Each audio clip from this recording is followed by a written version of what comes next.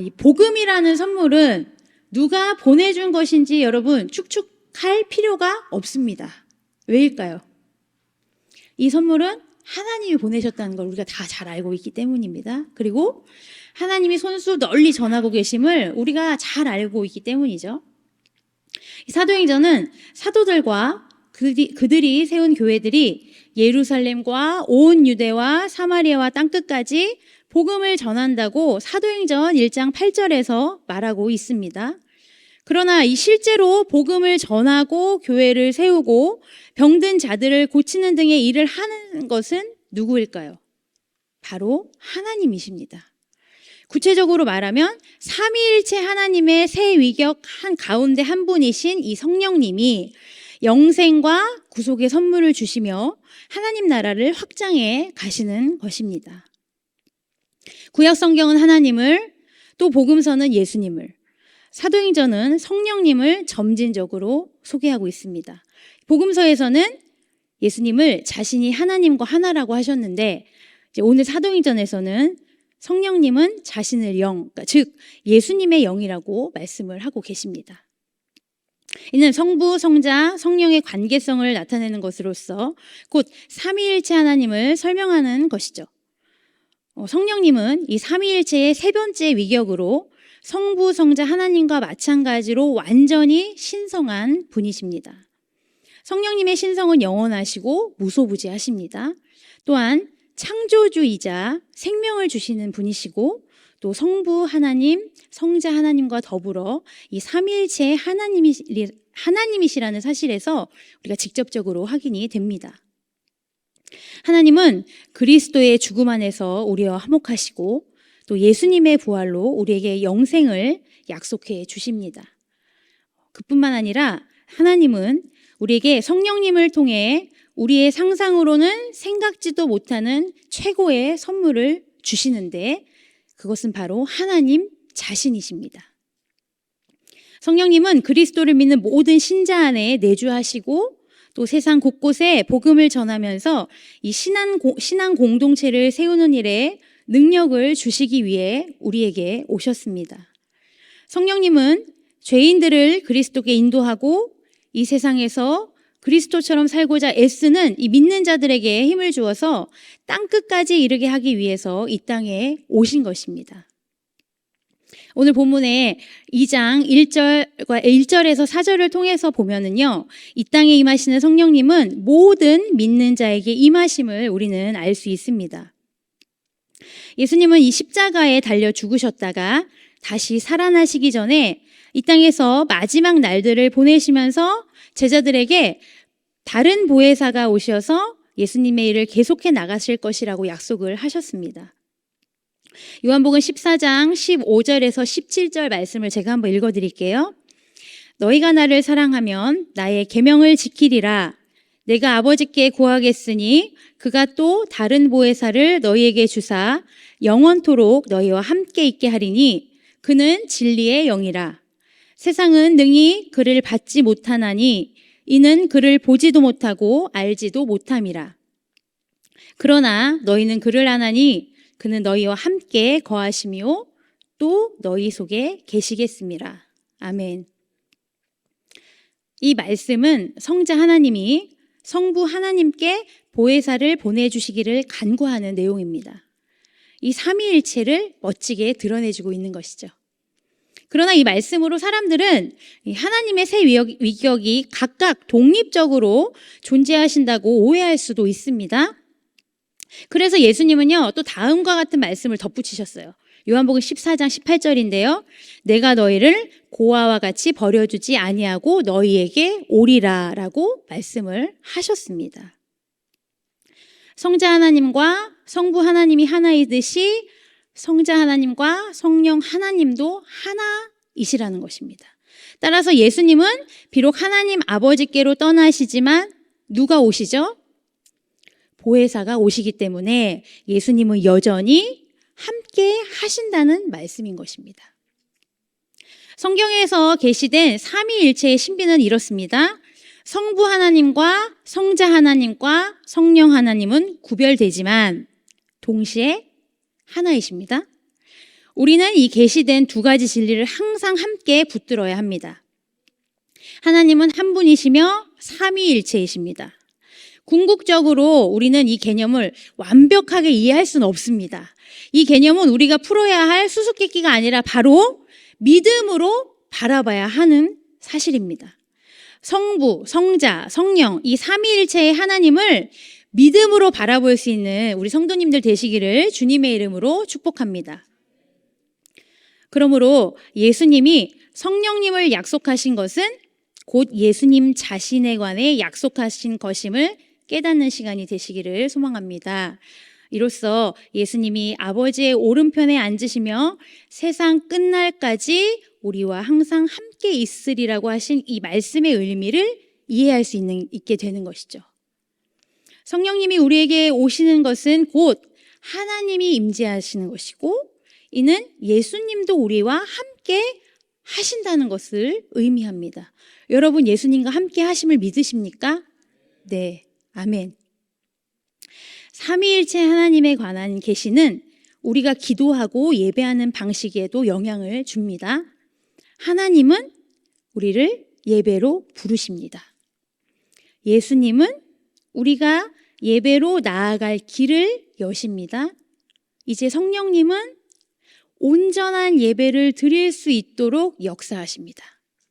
따라서 우리는 이 삼위일체의 하나님이 예배의 대상이시고 동시에 주체이시라는 것을 기억해야 합니다.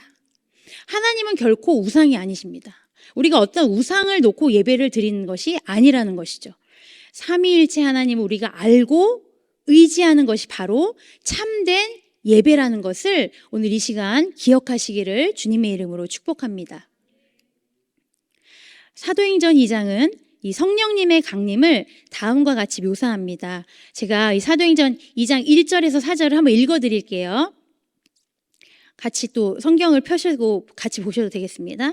오순절 날이 이미 이름에 그들이 다 같이 한 곳에 모였더니 호련히 하늘로부터 급하게 강한 바람 같은 소리가 있어 그들이 앉은 온 집에 가득하며 마치 불의 혀처럼 갈라지는 것들이 그들에게 보여 각 사람 위에 하나씩 임하여 있더니 그들이 다 성령의 충만함을 받고 성령이 말하게 하심을 따라 다른 언어들로 말하기를 시작하니라. 아멘. 제가 지금 읽어드린 본문을 한번 떠올려 보세요. 지난 몇 주 동안 제자들에게 어떤 일이 일어났는지를 한번 상상해 보시기 바랍니다. 예수님은 얼마 전에 마치 왕이 자신의 대관식에 참석하듯이 예루살렘에 딱 도착을 하셨어요. 도시 전체가 그분을 유대인들의 새로운 왕으로 생각하고 맞이했습니다. 그런데 불과 며칠 후에 그분, 왕이라고 생각했던 그 분을 이제 이 왕이라는 팻말 아래 어떻게 되셨죠? 예수님이 십자가에 못 박혀서 죽으셨습니다. 이 복음서의 이야기에서 제자들은 모두 이 모든 일어났던 일에 당황한 듯 보이죠. 왜냐하면 제자들도 왕으로 생각했잖아요. 그래서 내가 왼편에 앉겠다, 오른편에 앉겠다 막 이렇게까지 싸웠잖아요. 예루살렘은 여전히 왕으로 오신 그 예수님을 기대했는데 여전히 로마의 지배 아래 있었습니다. 그리고 안타깝게도 압제자들의 폭정으로부터 자유를 얻은 새로운 이스라엘은 어디에서도 찾아볼 수가 없습니다.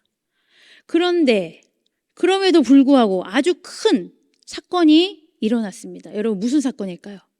예수님 십자가에 못 박혀 돌아가신 후에 무슨 사건이 일어났죠? 말도 안 되는 사건인 3일 만에 예수님이 부활하신 사건이 일어났습니다. 그리고 제자들은 그 부활하신 예수님과 함께 식사도 했습니다. 대화도 나누었습니다. 심지어 예수님 이 손에 있는 상처까지도 만져봤습니다. 그들은 익숙하면서도 새로운 그 영화로운 몸을 가지시고 잠긴 문을 통과하시는 그 예수님을 목격한 것입니다. 그리고 그들은 예수님이 하늘로 승천하시는 모습을 받고 똑같은 모습으로 다시 오실 것이라는 약속도 받았습니다. 그러나 그 전에 예수님이 약속하신 것처럼 이제 성령님이 오실 것입니다. 제자들은요, 예수님의 마지막 말씀에 순종은 했습니다. 여러분 아마 생각해 보세요. 내가 제자라고 했을 때 예수님이 승천하시면서 성령이 올 거야 라고 했어요. 순종은 했을 거예요. 저도 제자라면. 그런데 조금 당황은 했을 것 같아요. 제자들도 아마 그랬을 거예요. 사도행전 1장 기록을 보면요, 이 예수님이 승천하신 후에요. 그래서 제자들이 열흘 동안 예루살렘의 한 다락방에 모여서 함께 기도하면서 이 하나님 아버지의 약속이 성취되기를 기다렸어요. 왜냐하면 예수님이 이제 승천하시면서 성령님이 올 거라고 했으니까 이제 기다렸겠죠. 그러자 성령님이 아무런 예고도 없이 다락방 안으로 또 제자들의 마음속으로 쑥 들어오셨습니다. 다락방에 있던 각 사람 위에 불의 혀처럼 내리신 것입니다. 이 오순절 성령 강림 사건은요, 이 초대교회에 신학적으로나 실천적으로 가장 중요한 의미를 지닌다고 합니다. 이 누가는 불의 혀가 갈라져 신자들 위에 각각 내려왔다 이렇게 표현을 했는데요. 이거는 다음을 강조하기 위한 것으로 보입니다. 첫 번째, 성령이 너희와 함께 거하시며 또 너희 속에 계시겠음이라라고 한 요한복음 14장 17절에 말씀하신 예수님의 약속이 성취되어서 성령과 그리스도 몸을 이루는 지체들 사이의 관계가 이 오순절에 훨씬 더 친밀하게 되었다는 점이고, 둘째는 오순절에 개인과 공동체를 함께 구속하면서 이제는 공동체의 구속을 개인의 구속으로부터 시작하는 하나님의 새로운 구속 모델이 새 언약 안에서의 삶의 특징으로 수립되었다는 점입니다. 이제 이스라엘의 어떤 민족의 구속에서 한 사람 한 사람의 이제 그 구속의 새 언약 안에서의 삶의 특징으로 수립되었다는 점이죠. 그러니까 이런 점에서 주님이 약속하신 성령이 마침내 교회에 이제 충만하게 임하게 되는 것입니다. 믿음의 사람들이 모인 교회는 성령 충만은 통해 권능을 받고 사역하는 성령 공동체입니다.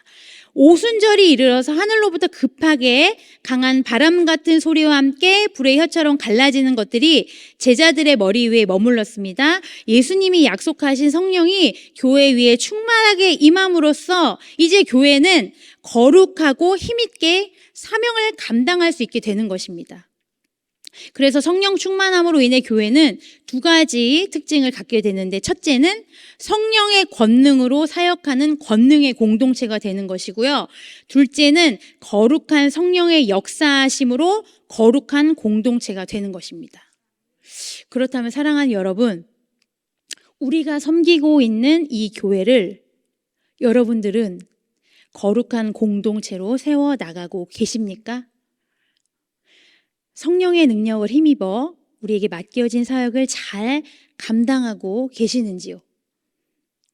저는 바라기는 이러한 성령의 능력을 힘입는 사역을 통해 우리 스스로가 변화되고 또 우리 교회 공동체의 지체들이 변화되기를 주님의 이름으로 축복합니다. 나아가서 이 거듭남의 역사를 경험하는 우리 교회가 되기를 소망합니다. 교회는 온전히 성령의 능력으로 말미암아 세워집니다. 사람의 지혜와 능력으로는 결코 온전하게 될 수 없습니다. 그리고 이 사람의 지혜와 능력으로 될 수 없음을 우리는 하나님께 먼저 고백해야 합니다. 그런데 여러분, 이 성령이 충만하게 거하시면 교회는 거룩한 능력의 공동체로 세워질 수 있습니다. 그러므로 여러분, 하나님의 선물인 성령님을 사모하십시오. 하나님의 약속을 의지하며 기도로 눈물로 간구하시기를 부탁드립니다.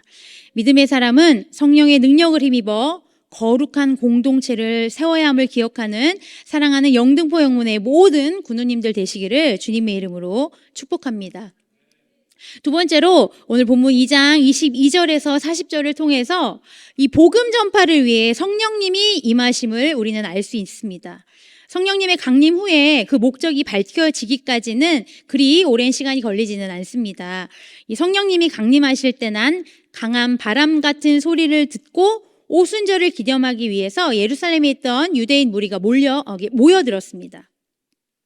성령님은 제자들에게 다양한 언어로 말할 수 있는 능력을 부여하셨고, 이로 인해 모두가 예수님에 관한 좋은 소식을 자기들의 언어로 들을 수 있었습니다.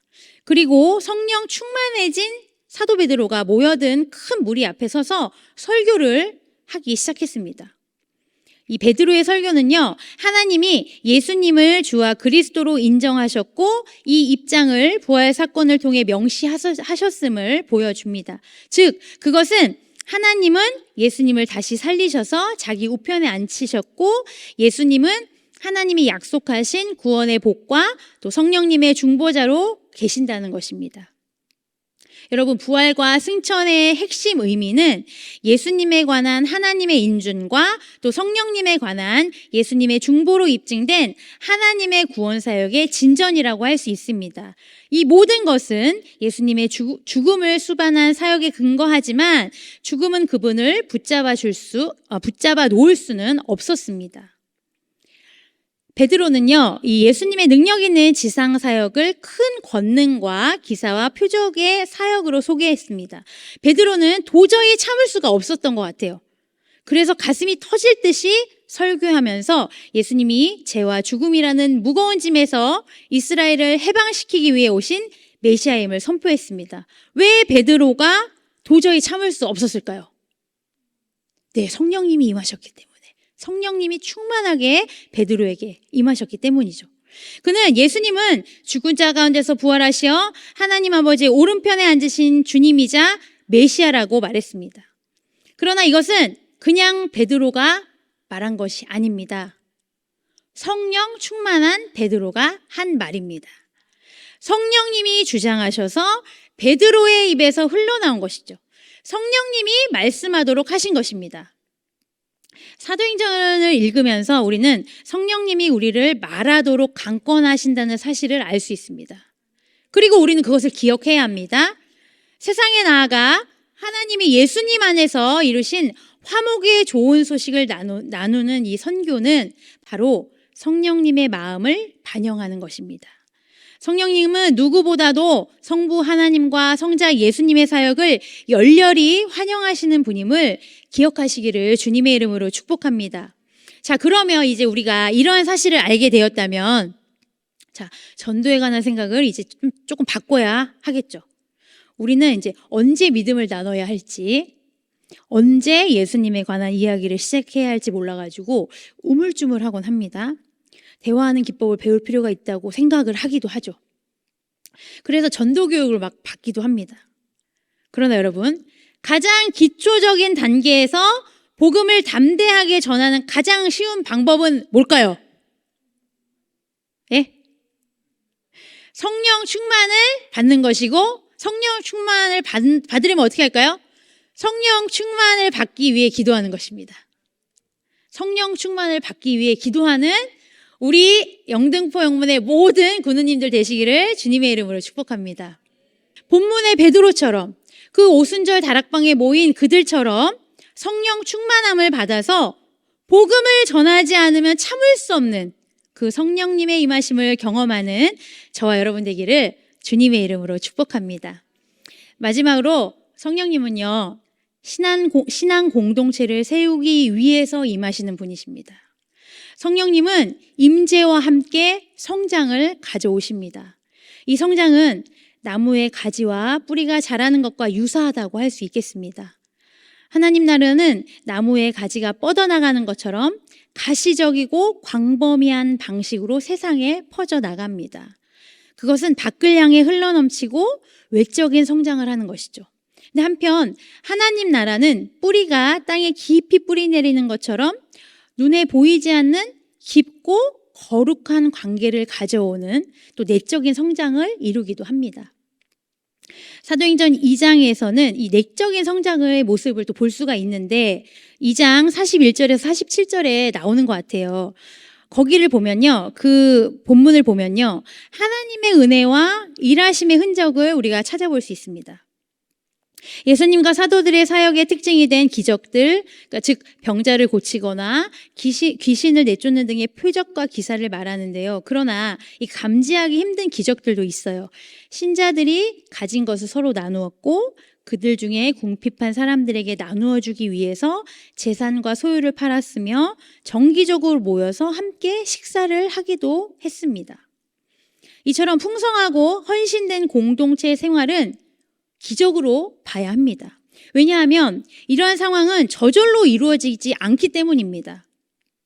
비좁은 공간을 공유하도록 만약에 강요를 당하면 어쩌면 이와 정반대의 결과가 발생할 수도 있습니다. 가까울수록 갈등이 발생하기도 합니다. 또 그 갈등으로 인해서 선긋기가 분명해지기도 합니다.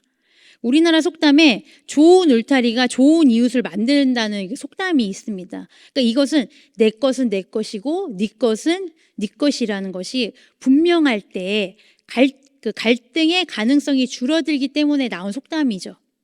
그러나 이 사도행전 2장에서 이 새롭게 형성된 그 공동체는요, 서로 간섭받는 생활을 했는데도 소유와 부의 경계선이 사라졌습니다.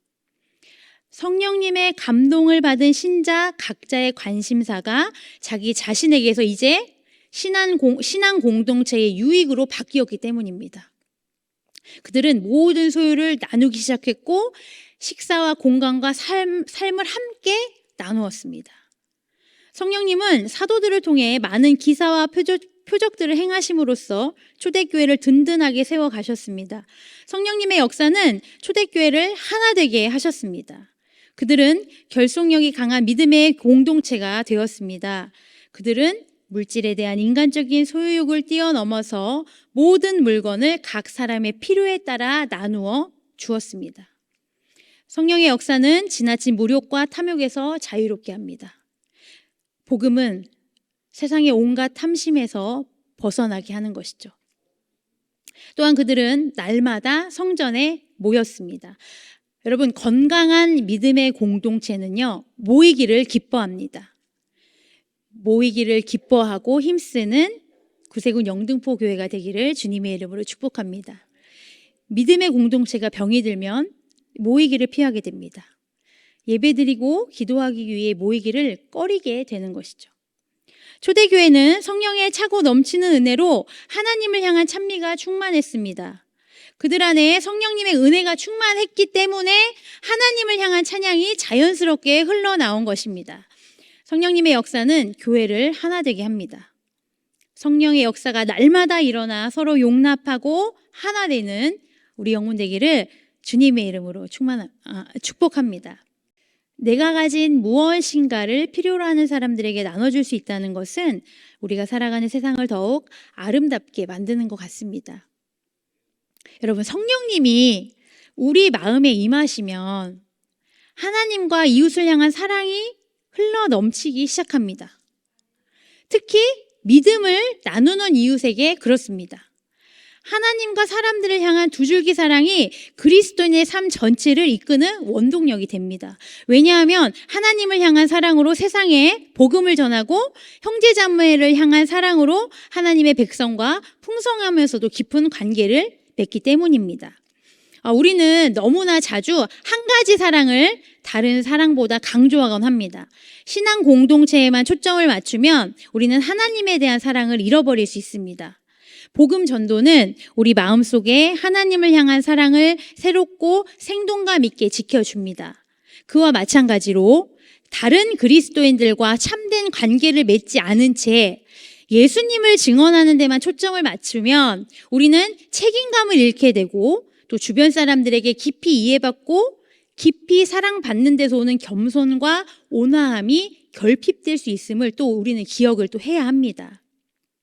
여러분, 지금 교회는 세상으로부터 어떤 평가를 받고 있는지 우리는 생각해 봐야 합니다. 우리 교회 안에 사랑이 넘쳐 흐르고 있는지요? 그 사랑이 나로부터 흘러 넘치기를 간구하는 저와 여러분 되기를 주님의 이름으로 축복합니다.